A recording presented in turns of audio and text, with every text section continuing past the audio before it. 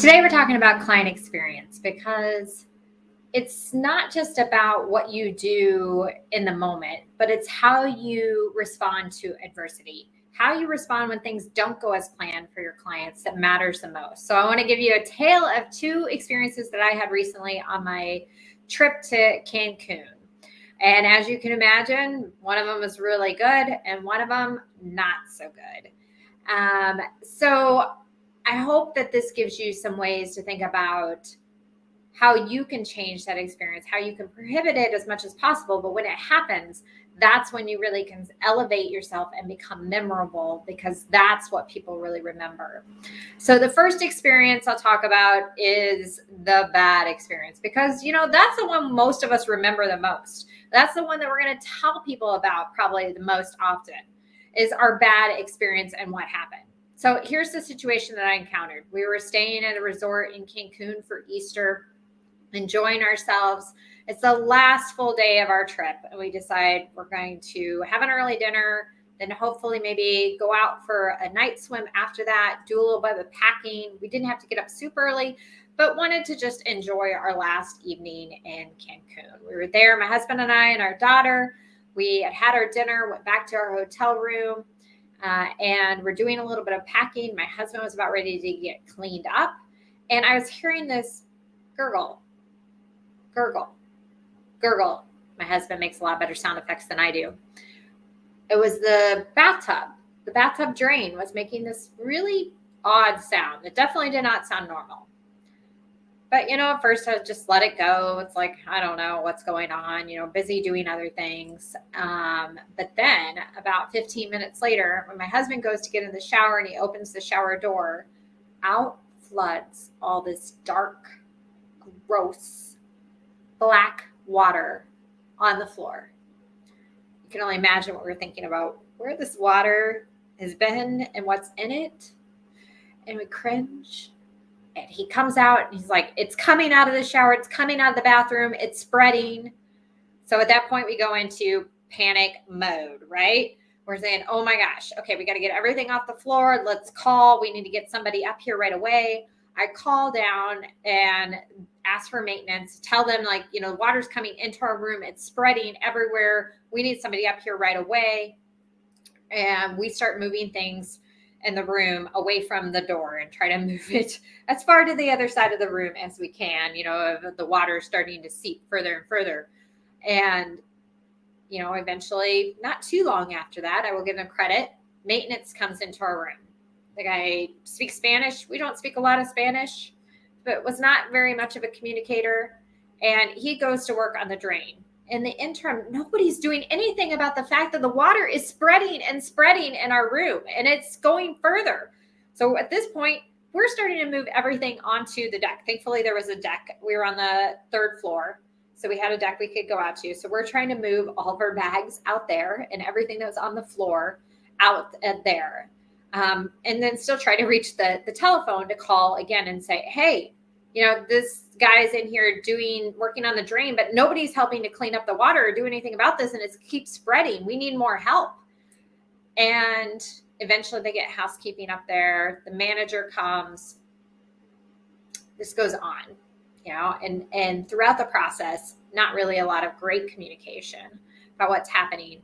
We are, in essence, secluded to our deck. At least we're in Cancun. At least it's warm out. But it's dark at this point. We're stuck on the deck. My daughter, my husband, they want to go to the bathroom. And we're not going to traipse through that water that's all over our bedroom floor. Not going to do that. We're already pretty much in our bedtime clothes at this point. I have flip-flops on. I'm not going to go through that water.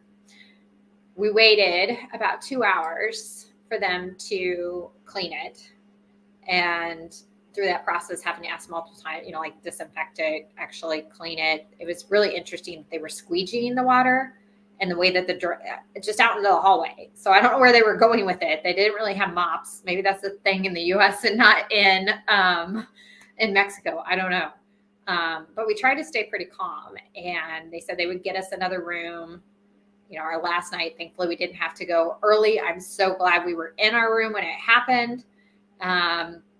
And eventually they, like I said, We think it's done. They got it where we can get things out of there, start loading stuff onto a crate that they brought us, or one of the things to transfer all of our luggage to a different room they were going to put us in for the night.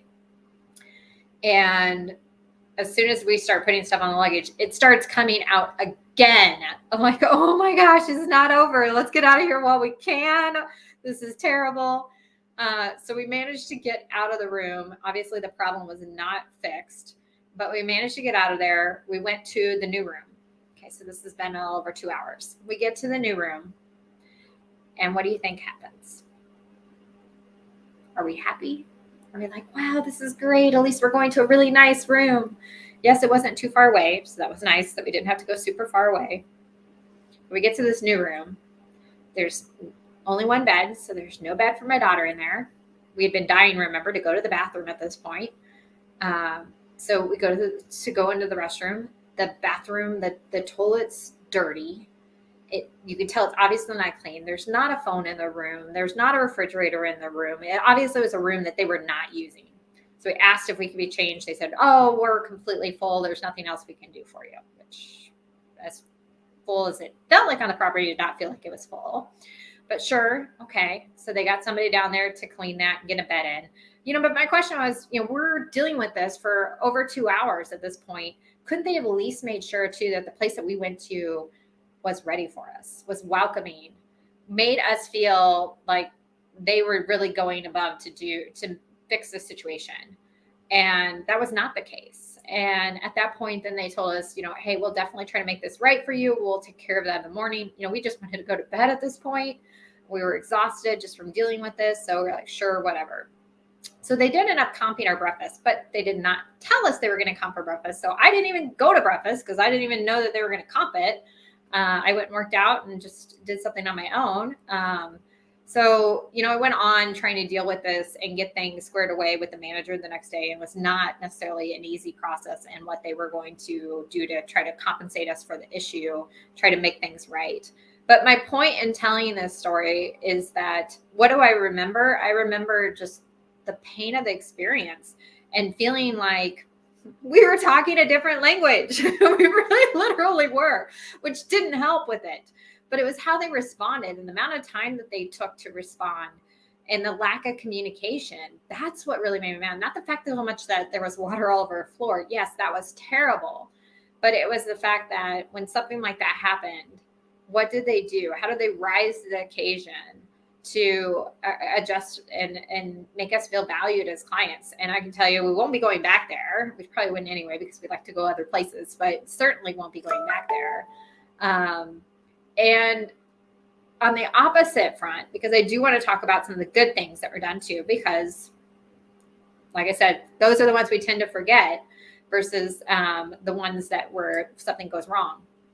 But one place where I will say that they impressed me, and there were multiple places where there were things small little things that were very appreciative, like the valet when my husband didn't have his ID and they ran him back on the golf cart to the room so he could get it and everything. That was really appreciated. The service people there were really great to us. But the one that really stood out to me the most was my husband, while playing in the surf with my daughter, who told him repeatedly, take off your sunglasses. You're going to lose your sunglasses. She didn't listen to him, or he didn't listen to her. Sorry. He was a kid in this situation and didn't take off his sunglasses, lost his sunglasses. So he bought one at the Starbucks / convenience store there on the resort property. And when he bought them, he was like, these aren't the greatest quality, but hopefully they'll get me through at least this trip. Well, the next day they break. When he went to get them out of the case, they were already broken and just in a weird falling apart kind of way. And we thought, like, are they going to do anything for us? I don't know. Hard to expect. So we go in there and say, it doesn't hurt to ask. So we asked them and we said, hey, it was charged to our room, so we don't have the receipt, but it's on our room. Is there anything we can do in terms of exchanging these? And the employee there was fantastic and said, just go pick out another pair right now. We got it taken care of. And that was it. So it was super easy, much appreciated. Was really surprised with something like a pair of glasses that they would necessarily do that. So that was a memorable experience on the opposite end.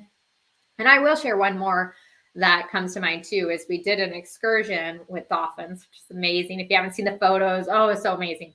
And I will say that was one that exceeded my expectations, because it was like, well, how much are we really going to interact with them? And one of the pieces that really exceeded my expectations was it was a small group. We were in a group of 10. So it was very intimate. They learned our names, and we had a photographer, and the photographer took, I think, 160 photos of just our family, which we had purchased the package, but we was blown away when we got that many photos of the experience, that it wasn't just like, here's 5 or here's one of you doing this, but there were so many that were included in it, that was just a really amazing experience. And that there was a pool there, and we had included lunch, and they waited on us and went and got us food, got my daughter food from the other restaurants because it was she wanted. So, there's always good and bad. It's which do we want to remember? And as a business owner, how do we rise to the occasion when something doesn't go the way we want it to? When something for our clients, we have a pain point, how do we put ourselves in their shoes and think about, if it was me and I was sitting here, what would I expect? How could I make it better? How can I make sure that they understand that I feel the pain that they're going through? I understand. And here's how I can go above and beyond to try to make this right when things happen the wrong way. That's what they're going to remember the most. So I hope you can take this into your experience with your clients. Think about not just how do you deliver a client engagement plan, but how do you actually respond in the moments? And that's where it's important to really have, what does a client experience really mean to you, and what you want clients to remember and think about your brand. Hope you have a fantastic week and create many surprise and delight experiences for those around you.